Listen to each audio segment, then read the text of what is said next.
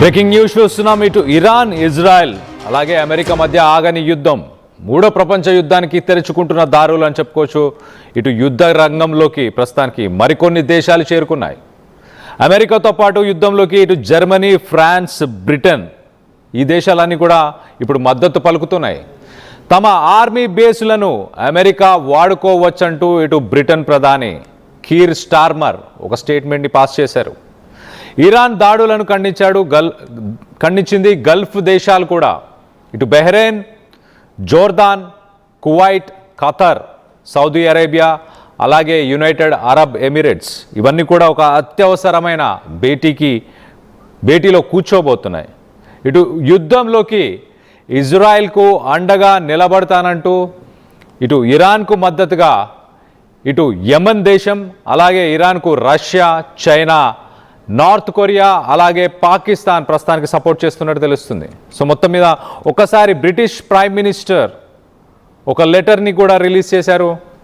ఒక్కసారి ఆ లెటర్లో ఏం మెన్షన్ చేసింది ఒక్కసారి వాటి డీటెయిల్స్ కూడా మీకు ఒక్కసారి చెప్పే ప్రయత్నం చేస్తా. ఒక్కసారి మనం చూస్తే కనుక ఇటు గల్ఫ్ దేశాల్లో ఇటు బ్రిటన్ ప్రభుత్వానికి సంబంధించిన కొన్ని అసెట్స్ ఉండడం వల్ల వాటన్నిటిని సురక్షితంగా ఉంచుకోవాల్సిన ఉద్దేశంతో మొత్తానికైతే ఇటు బ్రిటన్కి సంబంధించిన ఎయిర్ బేస్, బ్రిటన్కి సంబంధించిన ఆర్మీ బేసెస్ని అమెరికా వాడుకోవచ్చు. United states of America and Bahrain, Jordan, Kuwait, Qatar, the Kingdom of Saudi Arabia and United Arab Emirates వీటిపైన ఇప్పుడు రీసెంట్గా మిసైల్స్, డ్రోన్స్తో ఇటు ఇస్లామిక్ రిపబ్లిక్ ఆఫ్ ఇరాన్ చేస్తున్న దాడుల దృష్ట్యా ఇటు ఎనర్జీకి సంబంధించి అంటే ఆయిల్ రిజర్వ్స్కి సంబంధించి బ్రిటన్కి ఉన్న ఇంట్రెస్ట్లని మొత్తానికి దృష్టిలో పెట్టుకొని ఇటు అమెరికాకి మా ఆర్మీ బేస్ని వాడుకునే అవకాశాన్ని ఇస్తున్నాము, వాడుకోండి అంటూ ఇటు బ్రిటన్ ప్రధాని కూడా మాట్లాడాడు. దానికి సంబంధించిన ఒక మీడియా నోట్ని కూడా మనం చూస్తున్నాం. ఇటు office of the spokes person, American press note అని చెప్పుకోవచ్చు, అమెరికన్ మీడియా నోట్ అని చెప్పుకోవచ్చు. మొత్తం మీద ఇటు ఇజ్రాయెల్కి మద్దతుగా నిలుస్తున్నాము అమెరికా అలాగే ఇజ్రాయెల్ మా ఆర్మీ బేస్ని యూజ్ చేసుకోవచ్చు అంటూ మొత్తానికైతే ఇటు Britain prime minister Keir Starmer కూడా ఒక స్టేట్మెంట్ ఇచ్చాడు. ఇటు బ్రిటన్ ప్రైమ్ మినిస్టర్ ఏం మాట్లాడాడో ఒక్కసారి వినే ప్రయత్నం చేద్దాం.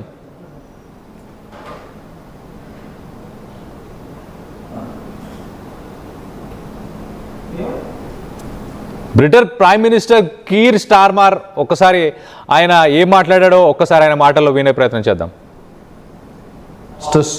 To do more to defend them, and it is my duty to protect British lives.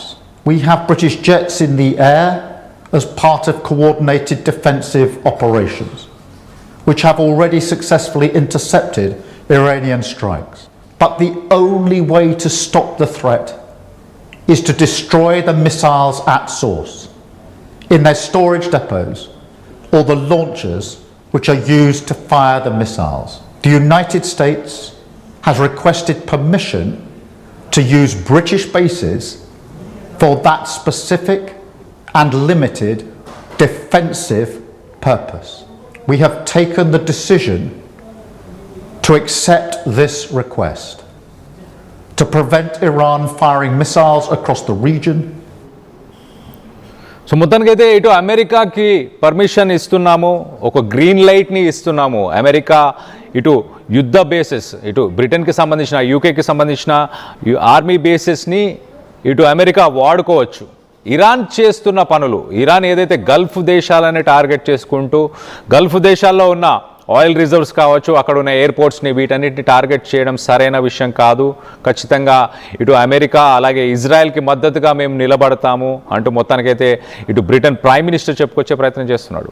అలాగే ఇటు మిగతా దేశాలు కూడా, ఇటు ఫ్రాన్స్ కానీ, జర్మనీ కానీ, యూరోపియన్ కంట్రీస్ కూడా ఒక స్టేట్మెంట్ని రిలీజ్ చేసాయి. ఆ స్టేట్మెంట్ కూడా మీకు ఒకసారి చదివి వినిపించే ప్రయత్నం చేస్తాం. ఒకసారి మనం చూస్తే కనుక along side French president Emmanuel Macron and German chancellor Friedrich Merz and Starmer మొత్తానికైతే ఇటు ఫ్రాన్స్, జర్మనీ అలాగే యూకే ఈ మూడింటిని E3 అంటున్నారు. ఆ E3 యూరోపియన్ కంట్రీస్ అనొచ్చు.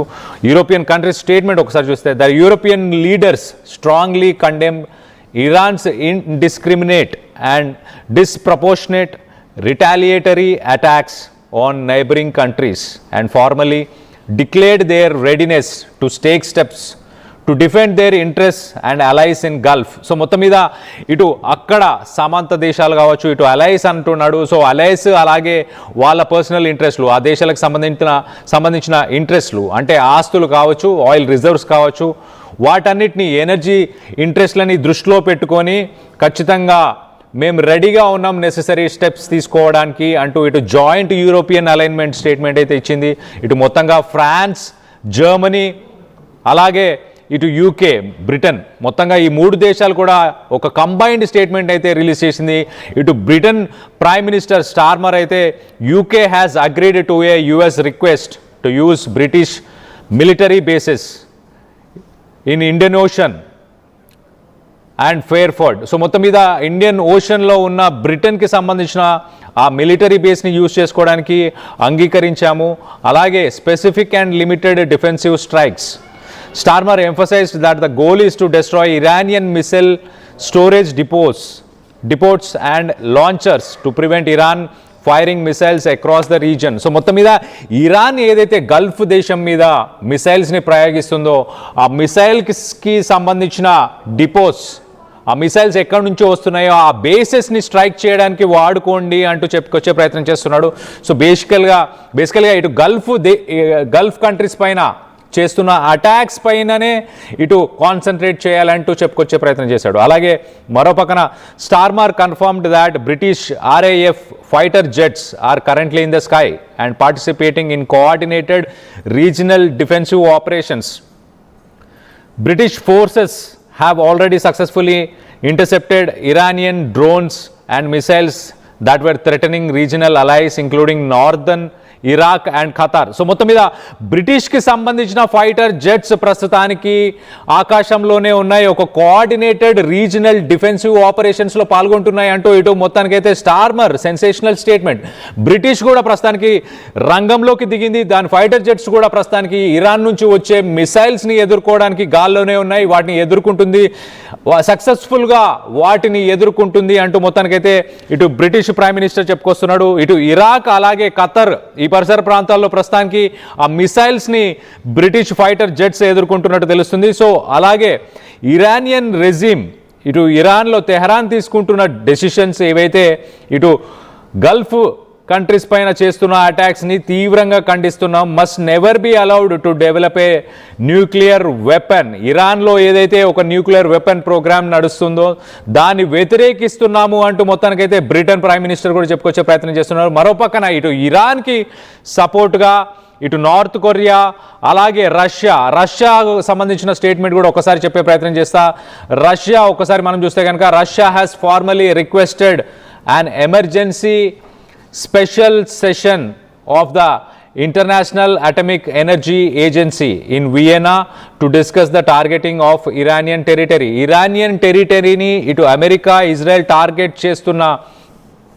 చేస్తుంది. దాని గురించి చర్చించడానికి ఇమీడియట్గా ఒక ఎమర్జెన్సీ మీటింగ్ని రిక్వెస్ట్ చేస్తుంది రష్యా. ఇటు ఇంటర్నేషనల్ అటామిక్ ఎనర్జీతో మొత్తానికైతే ఒక మీటింగ్ కండక్ట్